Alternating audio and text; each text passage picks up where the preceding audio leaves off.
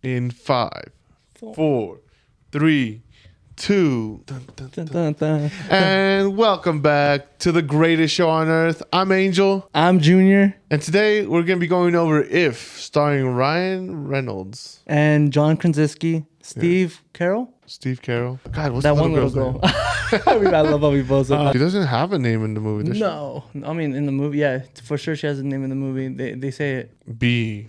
B, like Junie B. Jones. Yeah, that's why I made that joke. And the B stands for bitch. And yeah, guys, so we'll be doing a non-spoiler and spoiler review of the movie. So first half, we're going to be talking about grades, awards, should you watch this movie, box office. So make sure you guys stay to the very end, at least of the non-spoiler review. But as always, I mean, grades, baby. Yeah, grades. We'll start off with the pros. With the pros. The experts, if you will. Cinema Score gave this movie a solid A. Here's where it gets a little funky. Okay. We'll get into the funkiness. Let's get funky now. Rotten Tomatoes. The tomato meter is at 49%. The audience score is at 87%. Makes sense. You know why that makes sense? Because I think who this movie is made for. We talk about that a lot. Yeah, there's a lot of movies where the scores are like that. Because the critics aren't the audience. Yeah, where the critics give it like a 30 and then the audience gives it like a 80 or something. You know? It's because I feel like it's the same critics, that do the grades kind of. They watch all the same movies. It's kind of like us. Yeah, kind of like us. But like I can understand when a movie is. I think critics need to be more open-minded. You also have to be more open-minded. Sometimes I tell you, I'm like, this movie's not for you. And you get that, but you still, I get why you give things lower scores. But like sometimes I tell you, like, you're the problem. Yeah, you are the problem. Like that TikTok with Vince Vaughn. It's like you're a problem. Yeah, you're a real problem. Yeah, because I'll tell you, I'm like, I'll take a movie for what it is, and you're like, what does that even mean? And I'm like, this is what it means. Is that it's not for me, but it's a good movie. Because I'm giving it a B. A solid B? I think maybe I gave it a B plus, but I forgot. I'm sorry, guys, but it's in the B range for sure. It's in the B range. Okay, so we'll just say B. We'll leave it there for right now. I give it a B minus. No, yeah, that's I thought I'm pretty sure it's in my top 10. I think I don't know. You said that about 10. Kingdom. I know, that's why I'm like, it's one of the two. I think it's one of the two. I mean, it's not that hard. It's only been 20 movies. We can talk about it with the spoilers. I was very torn because the concept, I understood the concept of what they were trying to go for. The ending kind of. The ending was a little, it got a little off. Yeah, I'm glad we're both We'll talk about it. We'll talk about it for sure. I think this movie is in the B range. I was surprised that the critics gave it such a low score. Yeah. I'm surprised Cinema Score gave it an A, a solid A. No, because Cinema Score that's the audience. So Cinema Score, what they do is that Thursday night they go and the first people who watch the movie. Yeah, I've done that's why I'm telling you that's the audience. Like when it's a good movie, it's because I take Cinema Score more a grain of salt than anything else, just because that's like who the movie is made for, is the people that want to go watch it. A solid A to an 87%. That's still kind of like a pretty big discrepancy. No, 87%. That's a B plus. That's a B plus. And a solid A. Yeah, I see what you mean. That's a pretty big discrepancy. Yeah. I see. I want to see where that discrepancy is. But nonetheless, I didn't think it was a bad movie. I didn't think it was a bad movie. It took me a while to get into it. I don't think it's in my top 10, but I will say this. If it's not in my top 10, I will say that it's right outside. Yeah, but also the beginning kind of lost me, and then the middle got me going. Also, who I was at the movies with. You didn't go by yourself. Yeah, I didn't go by myself on this one, but we will talk about that later. Let's talk about awards. She just made it better, but let's talk about awards. The MVP, the best character, MVP. The best actor, it could be the best anything. The best anything. In If, Imaginary Friends, which is short for. I'm going to give it to the suspense. Drum roll, please. Ryan Reynolds. Yeah, I was gonna give it to Ryan Reynolds too. It was pretty close between him or the girl, because the girl did a great job too. I think she just really played up the cuteness, all that. Also, one of the ifs. I was thinking about one of the ifs. I guess you know what? That's a spoiler, but I'm gonna give it to Ryan Reynolds. Yeah, he did a great job. I think he did a great job. This was a home run for him. It's good to see him out of his genre, I guess. Out of his comfort zone? Yeah, I feel like this is like out of, I would say this is not a movie you would say him in. Just because there's a movie coming out in like a month or two with him in it. That's more of his, sarcastic. Yeah. Like, I don't think he was sarcastic at all in this movie. No, he was, but he toned it down. A lot, like the jokes and all that. Yeah, I see what you mean. It's just, man, okay. I want to hear this part though. The anti-MVP, the worst character or actor in If. It's hard. No, it's not. No, not for me. Give me a second. Okay, let me just think about it. I just watched it. Damn. Are you gonna give it to John? I am gonna give Oh man, no, bro. Yeah, I can't give it to John. You know why I can't give it to John? Why? Because he directed the movie. He directed and acted in I it, know, bro. but That's like a that was- MVP I type think- of performance. it ties into the spoilers, but No, I don't think- spoil it. We'll talk yeah, about it. I think Make sure you guys stay to the end. I'll just say it like this for now. I think he should have been in it more. I agree with. I don't agree because I understand what his character was for. I'm probably gonna give it to one of the ifs. Give me a second. I just the purple one, blue. That's his name, because the joke was that his name was Blue, but his kid was colorblind. Ah, that's so funny. Yeah, I just didn't. I mean, no, I'm gonna give it to the marshmallow. The eye. No, give me a second. You know what? They just weren't on screen enough. Like, you can't really give him anti-MVP. No, just anti-MVP for the like. I just didn't like the design. Look, I will say that the anti-MVP, I'm gonna give it to the ifs just because the designs, bro. I thought imaginary foster home for imaginary friends. If you grew up with that, I think this movie really is a step down. It's a step down from imaginary friends, you know, just like the visualization of it. This is live action versus straight up Yeah, cartoon. but this is CGI. If you put the same characters from Foster's Home and you just made them CGI, I think it would work. If you just plop them on there, you know, Do you think it would work? it would work. Actually, Coco, Will, what was his name? Will. Like Will Chamberlain? No, Will. Will, it was Will. All right, Will. I'll What's play ¿cómo se? Eduardo? Yeah, Eduardo. And then Blue, and yeah, you see, all these guys would work a lot better than Bubbles, like just Bubbles. You have to think though, like, dude, kids are wild. Like, even like, Yeah, no, I know you're saying they are wild, and I will tell you my favorite. If I laughed all the time he was there, the detective. the detective. So funny every time he was on screen. Oh, for me it was once I heard. I don't want to spoil it. It's okay. We'll save it for the spoilers. Yeah. Is there? Dude, I don't even want to say it because it's not that type of movie, you know? No. Okay, There cool. isn't. No, we're not. There isn't. This is a kid-friendly movie. I'm not gonna taint it with the award that we usually do. You know, I'm not. It's not that type of movie. Let's go to box office or theater experience. Theater experience. So I did go with Jasmine. It was a cute movie. I think, Was there a lot of kids in your theater? man. You watched it Thursday, I assume. No, there wasn't a lot of people actually in the movie theater at all. At all? Yeah. Oh wow. No, you know what? That is so funny. We were at the very top. It's just 4 seats, blocked off, and then 4 seats. Yep. Yeah. You know, the couple was walking up and they saw us. And they were like, huh? Because I was like, what's happening? Because I thought we got seats by ourselves, you know? And then they were like, oh, wrong. And then they just went to the other side and sat with like, I'm like, oh, thank God. Because, you know, you're going with a girl. Yeah. I don't want to just be making out. I'm not saying anything. I'm just, but yeah, no, I thought it was a cute experience. She really loved the movie too. She thought it was cute. And yeah. And how was your experience? I just watched it an hour ago. That's where I came from. It's fresh. So this is such a weird feeling going to the theaters on a Sunday morning. My theater was full of kids. Damn, Daniel. Well, that makes sense. It's the weekend. Yeah, I don't think kids would go on the Thursday night. My theater was full of kids. And I think it's also plays to the fact that school just ended. Almost. No, I thought there was one more week. I don't know. I haven't been to school for a while. Yeah, it's been a minute. You're getting up there. Yeah, but my theater was full of kids and I was terrified. This is not happening right now. But they were all so well behaved. None of them made any noise. They obviously laughed during the funny parts, but they didn't ruin the theater. Yeah, they weren't like, who's this creepy old guy? Just Yeah, I was like, oh, thank God, dude. Like, I thought it was going to be like just screaming nonstop for like 2 hours. But yeah, besides that, it was a good theater experience. Nice. I'm glad the kids didn't ruin it. Well, I knew it was going to be like it's a kid-friendly movie for sure. But, you know, apart from that, I'm really glad that we expand our horizons when it comes to movies because, you know, we watch these type of movies and like, that movie that you guys really like, going next to Tom Hanks, A Man Called Otto. You know, that's not the type of movie that I would go watch just to like go watch. You know, but like it's a great movie kind of thing. It's not as great as that movie, but it's up there. Box office. I'm assuming it was made for 50 million. 50 million. Okay, 20. 50. Damn, dude, you're way off. It's more. Dude, I think you might be. You might not be surprised by it. 110 million. No, bro, for this movie. Okay, look, 110. 110. They really trust John Kransinski. Dude, I mean, he is a great director. I'm not gonna lie. Like, this was a solid movie. But like, 110. But this ties into what we were talking about earlier. What? Where is this mocap or CGI? Ooh, yeah, we were talking about that in Kingdom of the Planet of the Apes. So if you guys want to check out that review, I think with like the bigger ifs, like Blue and like Blossom, I think they probably did use mocap for like those, like the smaller ones, like the marshmallow or like the detective. Just CGI, just a guy like with a stick or something like that. Well, that's a lot what they do. I think it's just that. I think mocap. 110 million though, I was genuinely surprised. I was like, no mames. Like for Thanos, you need mocap. For these, I think you just need a person on a stick. Like Rocket Raccoon usually is just the. Yeah. The fact that this movie is only 40 million less than Kingdom of the Planet of the Apes, dude, wild. Yeah, that's crazy, bro. Because I get it's a lot of CGI, and like there's a lot of great scenes, you know, where they CGI, you know, spoilers and all that. But like that's still, bro.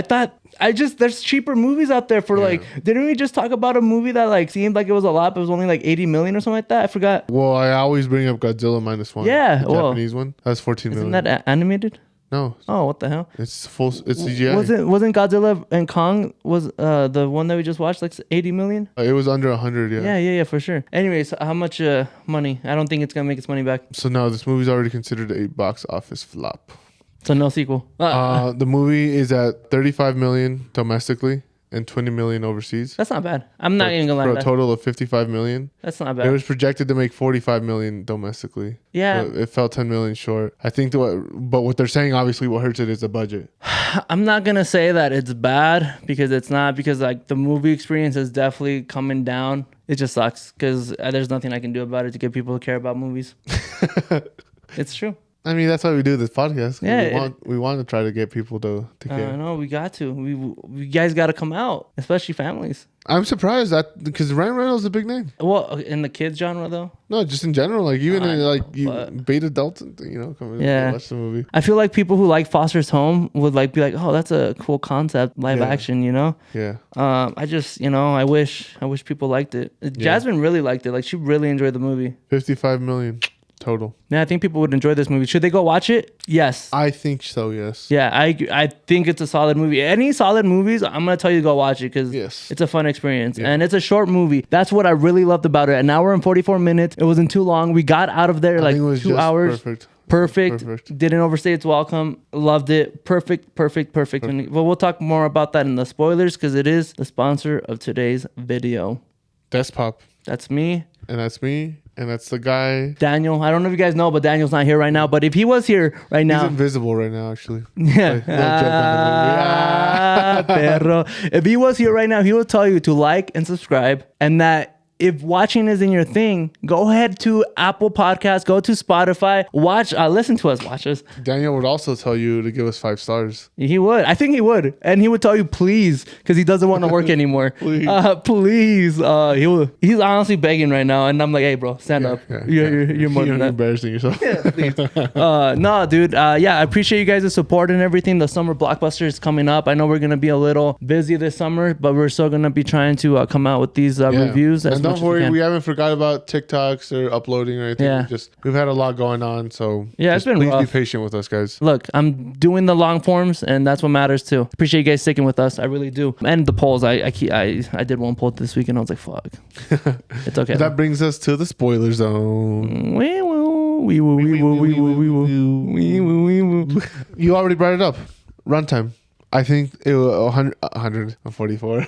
An hour and 44 is the perfect amount of time. Yeah, like 100 minutes, huh? Yeah, dude, it was perfect. Yeah, it was a good movie. I don't think it overstayed its welcome. I thought the pacing was well. Yeah, well done too. Yeah, I was a little confusing because, like, dude, it wasn't a slow starting movie, but I just didn't know where it was headed as far as like how is she going. Like, what's gonna be the moment where she runs into the ifs? The ifs? Oh yeah, no, I was waiting for that moment too. I was waiting. We'll talk about the plot twist too, because this movie does have a plot twist. But at the end, we'll talk about. We'll talk about that more. Well, I do want to get into like the best part of this movie. What was the best part? Was the ifs? The ifs? Yeah, I thought it was the ifs. It was a great concept. I'm telling you, bro. The concept of like Foster's Home is very nostalgic to me, and I guess I didn't understand. I think this is why I didn't like the ending, because I didn't understand if they were real or not. If that makes sense, right? I don't want to spoil it yet. I mean, we're already spoiling it. I know, but spoiler zone. We clicked the button, Angel. I called it about Ryan Reynolds. That's what dude. The whole time I was telling Jasmine, I was like, I want to know who Ryan's if is. I really do. Like, I like him and John. I thought they both had ifs that we were gonna like come out. What was the giving point? What gave it away for me was when they were in the retirement home and the bear was like, he's a clown. Like, he used to be a clown. How did that give it away though? because I was like, the way he's acting and stuff, just I don't think he would be a clown. Like he doesn't like a person who would be a clown. And then I was like, how can he like actually see all the other ifs, like all of them? The idea is that you have to remember your if. So then that's why I was like, I don't know about this guy. So that's why I was a little confused, because I didn't know if this whole journey was just for her. These people, these ifs were actually other people's like imaginary friends, you know? They like, were. Every single if had a... Yeah. But I guess I don't... So like the little kid, right, in the hospital, he couldn't see any of the ifs, right? No. So that's what I'm saying. I didn't know if it was in B's head or if they were actually like ifs. I think that's why I also gave this movie a B-, Yeah. because the execution fell flat. It wasn't very clear about that. I wanted it to be real. I don't know if that makes sense, but I wanted the ifs to be like their ifs, you know? Yeah. Like that's why the whole scene with the grandma, like with Blossom, right? I was like, is this actually happening or is B actually just imagining? is imagining? Yeah, exactly. That's what I'm saying. Like are all these ifs part of her imagination is what I'm saying, you know? That's why I think that was the worst part for me from this movie was just the execution of, is this real or is this not real? Like when I say that, like in the movie, was it real? Was it not real? You know? Where they're in the retirement home. Isn't that the amusement park? Yeah, so it's the amusement park. Like even that scene, like is confusing because the bear. Are you gonna bring up? Okay. Well, like the bear is like it's the teddy bear from the. Well, yeah, it's the teddy bear from the fair. But like he tells B, he's like, "Is this how you imagined it?" And she was like, "No," and he's like, well then, you know, have at it. Like, how did you imagine the that's why how did you imagine the retirement home? You kind of assume that it's how Ryan Reynolds imagines it. Yeah. Like well, as an old... That's why I that plot twist got me, because he was like, Ryan forgot, you know, how to imagine. So I thought that's why Ryan was a human. Yeah. And because he's like, he lost his imagination, and that's why he's on this road with B, you know? But what were you going to say? No, then like B like starts picturing it, how she would picture the retirement communities. Yeah, she makes it like nicer and stuff. Yeah. The best part for me was obviously, like I said, the ifs. Yeah. I think they were the best part for me. The one that I thought was hilarious was the water. The glass of water with the ice cube. Because like, I'm always drinking me. Well, no, like even when they're interviewing them for potential candidates, he's like, you know, most kids are creative and they imagine their ifs. He's like, mine was just thirsty. Yeah, he was just like, funny. Arizona. Oh, hilarious. But that's what I'm saying. I get that. I wish they were more creative with the ifs. Well, that was... I got the joke though. No. John Krasinski. Elephant in the room. Let's talk about it. Yeah, man. You said he was the worst. I thought he was going to be able... I thought he was going to play a bigger role in the movie where he was going to guide B through that. Where he's like, hey, I can see all the ifs too. But he couldn't. Well, is that what you're saying? Like she would lie to her about that? I don't know. Like I just thought that's where the movie was going to go towards. Obviously, at the end of the movie, like... So the whole running joke is that, you know, Ryan Reynolds, Cal, that's his name. Yeah. Calvin, he trips over the imaginary if all the time. He trips over what? The imaginary if. Like the invisible one, I mean? My bad. What invisible one? Ryan Reynolds, he keeps tripping over the invisible if. What invisible if? That's exactly it. It's invisible. You can't see it. You don't remember when they're going through the retirement home and he trips? Yeah. Like, what kind of kid imagines an invisible if? Yeah. And then at the end of the movie, John Krasinski trips over him. Ah. It's literally the last scene of the movie. And then I forget it. I'm sorry. It was like the running joke throughout the whole movie. I'm surprised you forgot it. Bro, I'm not even going to lie to you. I was making out a lot during the movie. God. That was my fault. I'm sorry. So the invisible if was her dad's if. John Krasinski's if. Really? Yeah. How do you know that? How is he able to see it? Oh my God. Thank you. I got my answer. I was waiting to see who John's if was. I'm glad. Thank you for that. I appreciate it. John's if is the invisible one. But... that makes sense. Because he trips over and he's like, hey, how's it going? He has an if and he remembers his, so he knows ifs are a thing. Well, he remembers his because he has a childlike attitude. Yeah. You know, like he's childlike. And I think he was really trying to bring that out of B because obviously... spoiler, she lost her mom, you know. That's like the big thing, that she's got to process her trauma and she like wants to grow up faster, you know. And this whole thing is John trying to get her to not grow up as fast and like telling her to like find a story or like whatever he tells her at the beginning, right? So this is kind of like John is pushing her towards... I think he could have done a better job of that. He could have straight up just been like, ifs are a thing, let me go show you where. No, you gotta let the girl find out for herself, bro. Especially because like this is all her imagination. Like even at the beginning with Ryan, and when she goes up to that room and everything, the lady comes out and she's like a witch. And then at the end they replay it and she's like nobody lives here. And yeah, it's just like a storage room. Yeah, it's just a storage room. That's when, so at the end of the movie, let's talk about the twist before we forget Yeah, the about plot twist. The plot twist. The plot twist is at the end of the movie, which threw me off a little. Well, it was funny because at this point, I didn't know Ryan, the plot. I didn't know the plot twist, right? She takes out her box of... She's packing up. Yeah, packing up. They fall to the ground. She sees a picture of her mom, something that she drew. Her family, right? Yeah. And I tell Jasmine, I'm like, oh, and then there's going to be Calvin like on the side. And then we both laugh. And then we both laugh harder because it opens up and it is Calvin, like the clown, you know? We both just laugh at that. I'm like, imagine if he's like an if, and then they go upstairs and... Yeah. It turns out that Calvin is an if. Mm-hmm. And that's when it clicks for her that... That's her if. Is that the plot? What's the plot twist? He's an if, or that's her if? Like, what's a bigger plot twist? I don't want to say double entendre. I think it's just a... Both are major twists? Yeah, I think it's just a two-headed beast. Both are major twists that tie into each other. That one, he's an if. Two, he's her if. And got her through a lot of shit when she was a kid. Yeah. And got her through a lot of stuff. But you know what I also hated was that Ryan was the only human, like, if... I thought first he was gonna pop up with the makeup when, like, you know, like when they pans to Ryan and he's just got his suit on. Yeah. I thought he was gonna look more CGI, like more like a clown CGI, you know. Yeah. And it was just him with a suit, and I was like, kind of fell flat. Do you think? Like, yeah, I think. What were you expecting, like when it was panning? I was expecting her to go kind of like not like actually go back in time, but like flashback. That's what I thought it was gonna be. I thought it was gonna be a flashback of when she was a kid. And we were gonna see her if. Yeah. I was disappointed in that. I just didn't get like how she's the chosen one. You know. What do you mean chosen one? She's not the chosen one. Yeah, they say it, Blossom and Blue say it when they're up in the attic, and they're like, "Oh, she's the chosen one. She's gonna be the one that helps us find our candidates." But I think they just said that just to Do you think that was also just in her head? Yeah, that was just in her head. She's giving her a purpose, and that was her purpose that she gave herself. Obviously, I think she imagined all that. I think at the end of the day, it was all in her head. Ifs are not. I mean, with John Kransinski, but like I think that's just part of the movie. I don't think the ifs were real. I think that's what the movie was trying to tell us, was that it was all in her head. She was giving herself purpose, and she was trying to process the trauma. That the whole thing was just her processing trauma, I think. See, I don't know with that, because the ending of the movie is everyone finding their ifs without B. No, I know. I get that too. That kind of like it throws your statement out the window where it's all in B's head. We were guessing who's who, you know, because obviously the people we meet. Jasmine really loved the pink alligator. That was a cute if. The cute. With the nurse. Yeah. The nurse from the bear. Yeah. We both said it. We both were like, the bear. Yeah, we both, because she's been watching The Bear too. Do we think we're getting a sequel? No. 100%. All right, let's say it did make its money back. Do you think that it has a story for a sequel? Yes, I think it does. Yeah. No, I think this is a good one-off. You think so? It just, what else would you do? Another story? Yeah, she just grows up. And forgets again? Yeah. No, you can't redo. I think you just do it with another kid. I'm going to give John Kransinski his flowers. I think he has really developed into a great director, a great actor. I think he's done a great job. I think he's always been a great actor. Okay. You make it sound like he was a shitty actor before. No, but I'm saying now with this directing, like he's really coming into his own. I don't know if he's directing one day, day one.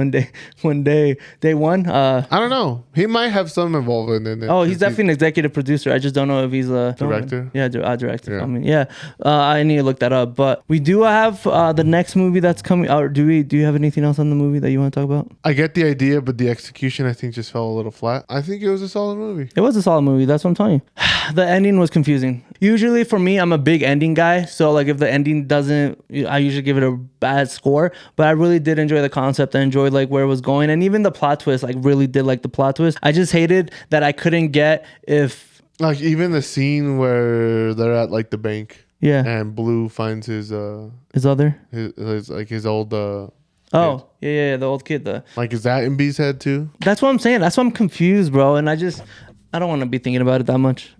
Because you're going to give a shitty grade or what? We do have next week, it might be a little out of order, might take a while for it to come out. I know you're not going to be here, but Furiosa, Mad Max is coming out. We have a couple movies coming out in June too. It's a big month. Garfield. Ooh, should I do a double back-to-back watch? I mean, I'm not doing anything. I have nothing going on in my life anymore. I think Chris Pratt. I don't know. It's supposed to watch. Yeah. I'm not gonna watch it in Mexico because it's not gonna Spanish. be Chris Pratt voice. No. Yeah, we'd watched the trailer before the movie. I was like, "That's Chris Pratt," and she was like, "Oh yeah." I'm like, I mean, I knew that just Obviously. Well, not obviously, but like, cause like, if you're not keeping up with the news, you're not gonna know, you know. Yeah. But like the voice, but like she was like, "Oh yeah," but I knew because like obviously it was a big thing when he got cast. All right, guys. Well, that was our review of If, starring Ryan Reynolds. Let us know down below in the comments. Are you gonna be watching this movie in theaters? Are you gonna skip out on it? Are you gonna wait for it to come out in streaming? Yeah, let us know. Like always, like, comment, subscribe. We'll see you guys next time. Adios.